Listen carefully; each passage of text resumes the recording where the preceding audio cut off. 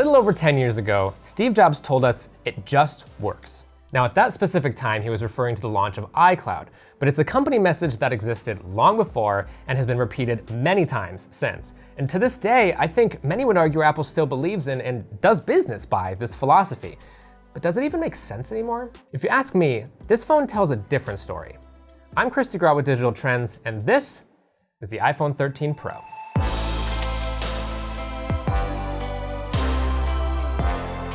Now, right off the bat, don't misunderstand. This phone is incredible, but I think what really separates this phone from the iPhone before it is just how complex and nuanced the camera system has become. Now, at this point, I've got to ask if you wouldn't mind giving the video the old LSB, like, subscribe, bell, satiate that algorithm, if you don't mind, that is. Still, this is a review, and I would be remiss not to cover all the major bits, but it's been a week since reviews have started flowing out, so let's just breeze through this stuff so we can get to the real conversation here, which is around the cameras. Okay, so the battery. It's bigger. It lasts longer. Is it gonna change your life? Probably not, but it's a much appreciated quality of life enhancement. Okay, on the other hand, the continued lack of fast charging is an embarrassment and is poised to become the new "where the heck is the high refresh rate" talking point every year that Apple continues to refuse to add it. And speaking of, the iPhone 13 Pro and Pro Max have a nicer, brighter screen. What about that ProMotion display? Does it look better? Well, certainly. Can you live without it? That depends on you.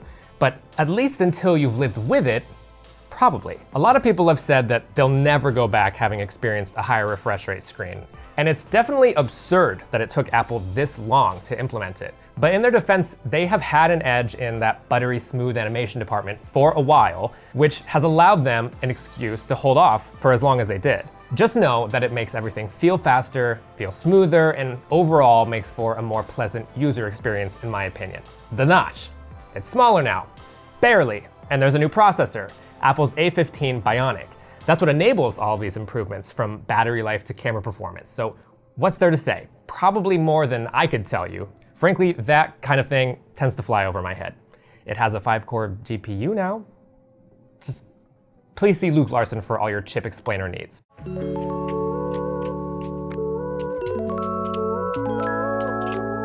With all that out of the way, let's talk about the cameras. On the back are 3 lenses, just like the 12 Pro series. You've got your wide-angle lens, your telephoto, and your ultra-wide. I'm not gonna get too into the weeds with the numbers here. I'm a hobby photographer at best, and by now there are 100 other videos with all of that information. But suffice it to say, there are a lot of improvements here over last year. The wide-angle lens is able to let a lot more light in now, which isn't gonna be immediately noticeable when shooting in broad daylight, but in low to medium light, the difference is substantial. As the sun starts to set, you begin to see more vivid colors from neon lights. Highlights are more pronounced and less noisy than before. And even in complete darkness, well, other than the light of the moon, I was able to get some truly remarkable shots overlooking the Deschutes River. For fun, I even laid down on the road and pointed the lens up at the cloudless sky, holding the phone as still as possible for the maximum 10 seconds with night mode. Now, does this image look like hot garbage? Compared to a really nice DSLR or a mirrorless camera, yeah, probably, with the right lens and tripod. Compared to some Samsung and Pixel phones, still yes. I'm not gonna be an Apple apologist here. Now that they've established themselves as kings of camera prowess, I think some real advancement in shooting space should be a bigger priority. But I also just really think space is cool, so that might not be important to everyone. And the point is, it looks a lot better than it has in the past. I could at least post this without being embarrassed about it. The telephoto lens has been bumped to 3 times from 2.5, which, okay, thanks for that, I guess. Apple's definitely playing it safe here with the zoom. But I'm not sure that's a huge deal. I would advise against using digital zoom beyond 3 times at all, frankly, because it's going to look choppy and blocky and grainy and all of those things that you didn't pay $1,000 to have in your photos.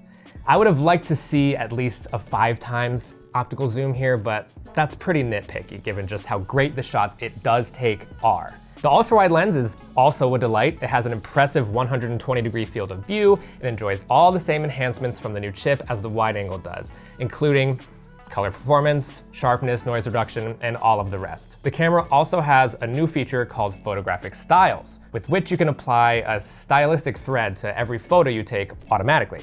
Beyond the default setting, there are 4 customizable profiles: rich contrast, vibrant, warm, and cool. Unlike a filter on, say, Instagram, the iPhone 13 Pro uses computational photography to change different elements of a photo depending on your style's settings. It's important to note that these color profiles are quote-unquote destructive, meaning you can't go back and edit them after the fact, like with a raw photo, which is a shame. But otherwise, on its face, this feature is super exciting.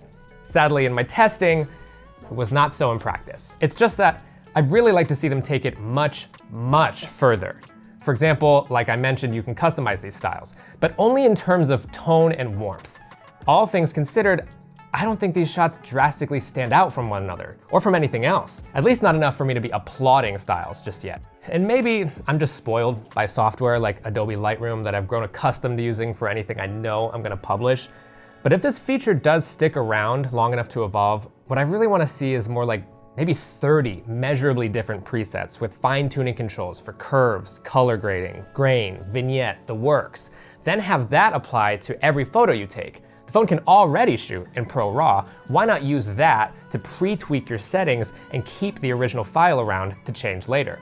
Now that would be cool. This is just a glorified auto button with 4 settings. And of course, we have to talk about macro photos. It's more automatic than some other photo settings, but as you get really close to the subject, the ultra-wide lens will kick in, giving you super crispy close-ups up to 2 centimeters from an object. This feature works strikingly well if you can avoid the device itself casting a shadow on your subject, which is just something you have to be aware of. And while most people won't be using it every day, it does perform measurably better than its recent appearances on Samsung phones in the last couple years. Now, let's pivot to video. I'm fully blown away by the quality of video on the iPhone 13 Pro. The color, sharpness, noise reduction, and everything else is just absolutely best in class, particularly in daylight, but it holds up in medium to low light environments reasonably well. The image stabilization is so good at this point that I almost take it for granted. And then there's cinematic mode.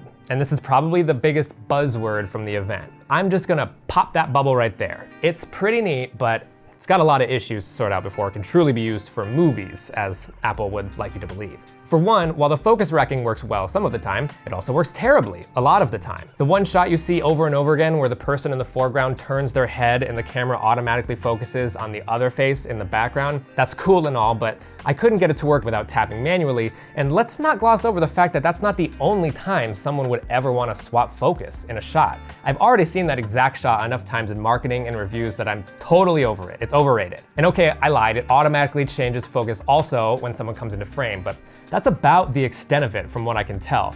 And frankly, it only looks okay. You're still kind of getting that zoom call or cheap portrait mode look on the edges of hair and clothing fabric. Sure, maybe if you buy a bunch of professional lighting and other gear, or like in the keynote, a rainmaker and a crane, you'll be able to mask a lot of these issues. But for the most part, you're gonna wanna stick with the default video option on this one. And trust me when I tell you that that is in no way a disappointment.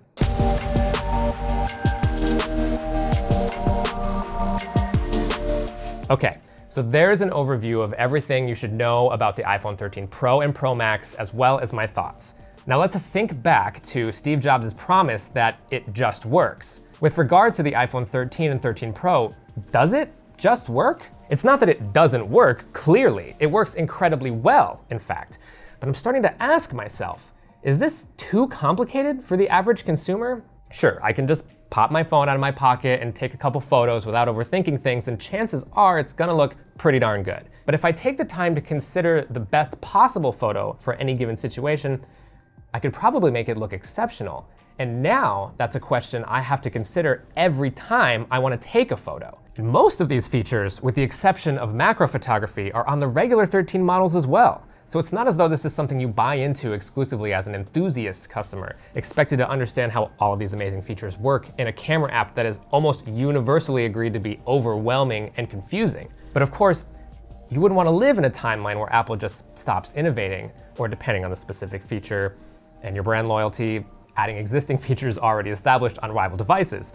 These are things iPhone users demand. But are we finally reaching a breaking point where the philosophy of simplicity that the late Steve Jobs sold us on all those years ago just no longer applies? Maybe it no longer just works, but rather does it all. It's something to think about. What do you think? Let me know in the comments, and while you're there, don't forget to LSB, that's like, subscribe, and bell, We also have an iPhone 13 video on the way. It might even already be published if you're into that. Either way, thanks for watching this one, and I hope to see you soon.